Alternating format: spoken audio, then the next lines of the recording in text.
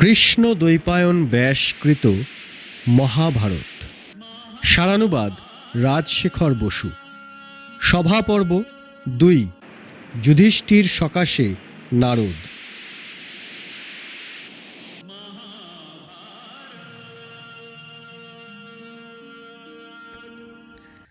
একদিন দেবর্ষি নারদ, পারিজাত, রৈবত, সুমুখ ও সৌম্য এই ৪ জন ঋষির সঙ্গে পাণ্ডবদের সভায় উপস্থিত হলেন।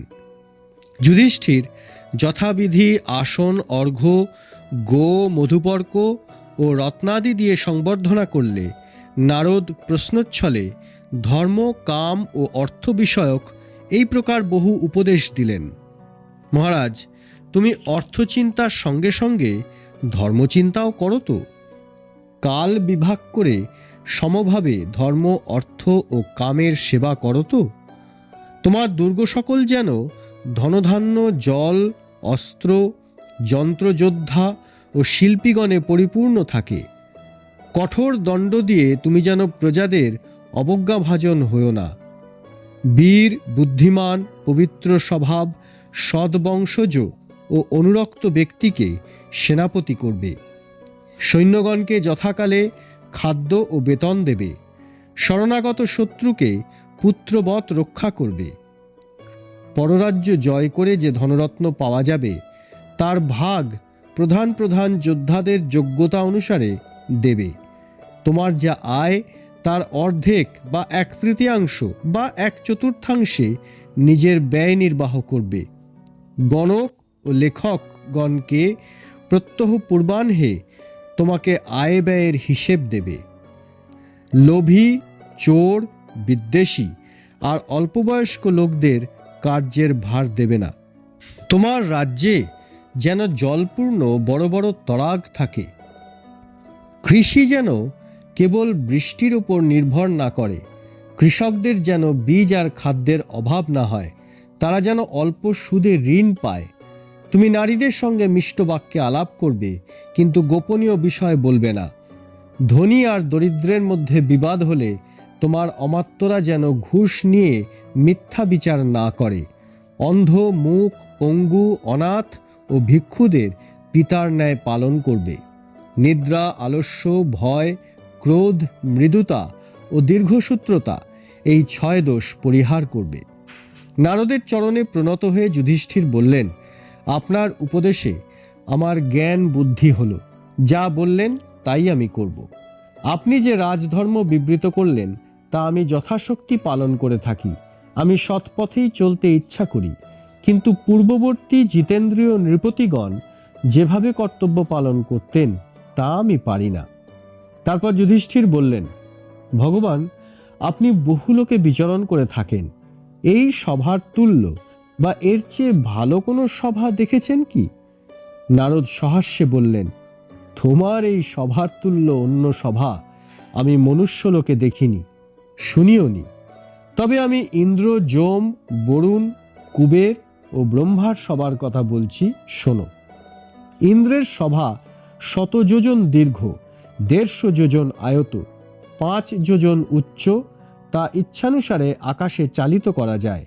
সেখানে জরা, শোক, ক্লান্তি নেই। ইন্দ্রাণী, শচী সেখানে শ্রী, লক্ষ্মী, ঋ, কীর্তি ও দ্যুতি দেবীর সঙ্গে বিরাজ করেন। দেবগণ, সিদ্ধ ও সাধ্যগণ, বহু মহর্ষি, রাজা হরিশ্চন্দ্র, গন্ধর্ব ও অপ্সরা সকল সেখানে থাকেন। যমের সভা তৈজস উপাদানে নির্মিত, সূর্যের ন্যায় উজ্জ্বল। তার বিস্তার 100 যোজন, দৈর্ঘ্য আরও বেশি। স্বর্গীয় ও পার্থিব সর্ববিধ ভোগ্যবস্তু সেখানে আছে। যজাতি, নহুষ, পুরু, মান্ধাতা, ধ্রুব, কার্তবীর্যার্জুন, ভরত, নিষদপতি নল, ভগীরথ, রামলক্ষণ, তোমার পিতা পাণ্ডু প্রভৃতি সেখানে থাকেন। বরুণের সভা জলমধ্যে নির্মিত, দৈর্ঘ্যপ্রস্থে যম সভার সমান। তার প্রাকার ও তোরণ শুভ্র। সেই সভা অধিক শীতল নয়, উষ্ণও নয়। সেখানে বাসুকী, তক্ষক প্রভৃতি নাগগণ এবং বিরোচন পুত্র বলি প্রভৃতি দৈত্য দানবগণ থাকেন। চার সমুদ্র, গঙ্গা, যমুনা প্রভৃতি নদী, তীর্থ সরোবর, পর্বতসমূহ এবং জলচরগণ মূর্তিমান হয়ে সেখানে বরুণের উপাসনা করে। কুবেরের সভা 100 যোজন দীর্ঘ, 70 যোজন বিস্তৃত, কৈলাস শিখরের ন্যায় উচ্চ ও শুভ্রবর্ণ। যক্ষগণ সেই সভা আকাশে বহন করে। কুবের সেখানে বিচিত্র বসন ও আভরণে ভূষিত হয়ে সহস্র রমণীতে বেষ্টিত হয়ে বাস করেন।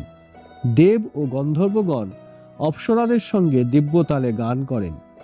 মিশ্রকেশী, মেনকা, উর্বশী প্রভৃতি অপ্সরা, যক্ষ ও রাক্ষসগণ, বিশ্বাবসু, হাহা, হুহু প্রভৃতি গন্ধর্ব এবং ধার্মিক বিভীষণ সেখানে থাকেন। পুলস্ত্যের পুত্র কুবের উমাপতি শিবকে নতশিরে প্রণাম করে সেই সভায় উপবেশন করেন। মহারাজ, আমি সূর্যের আদেশে সহস্র বৎসরব্যাপী ব্রহ্মব্রত অনুষ্ঠান করি, তারপর তাঁর সঙ্গে ব্রহ্মার সভায় যাই। সেই সভা অবর্ণনীয়, তার রূপ ক্ষণে ক্ষণে পরিবর্তিত হয়। সেখানে খুঁত পিপাসা বা গ্লানি নেই। তার প্রভা ভাস্করকে অতিক্রম করে। দক্ষ, প্রচেতা, কশ্যপ, বশিষ্ঠ, দুর্বাসা, সনৎকুমার, অসিত দেবল প্রভৃতি মহাত্মা, আদিত্য বসু, রুদ্র প্রভৃতি গণদেবতা এবং শরীরী ও অশরীরী পিতৃগণ সেখানে ব্রহ্মার উপাসনা করেন। ভরতনন্দন যুধিষ্ঠির, দেবতাদের এই সকল সভা আমি দেখেছি। মনুষ্যলোকে সর্বশ্রেষ্ঠ তোমার সভাও দেখলাম। যুধিষ্ঠির বললেন, মহামুনি, ইন্দ্রসভার বর্ণনায় আপনি একমাত্র রাজর্ষি হরিশ্চন্দ্রের নামই বললেন। তিনি কোন কর্মের ফলে সেখানে গেলেন? আপনি যমের সভায় আমার পিতা পাণ্ডুকে দেখেছেন। তিনি কি বললেন তাও জানতে আমার পরম কৌতূহল হচ্ছে। নারদ বললেন, রাজা হরিশ্চন্দ্র সকল নরপতির অধীশ্বর সম্রাট ছিলেন। তিনি রাজসূয় যজ্ঞে ব্রাহ্মণগণকে বিস্তর ধন দান করেছিলেন। যে রাজারা রাজসূয় যজ্ঞ করেন, যারা পলায়ন না করে সংগ্রামে নিহত হন এবং যারা তীব্র তপস্যায় কলেবর ত্যাগ করেন, তাঁরা ইন্দ্রসভায় নিত্য বিরাজ করেন। হরিশ্চন্দ্রের শ্রীবৃদ্ধি দেখে তোমার পিতা পাণ্ডু বিস্মিত হয়েছেন এবং আমাকে অনুরোধ করেছেন যেন মর্তলোকে এসে তাঁর এই কথা আমি তোমাকে বলি।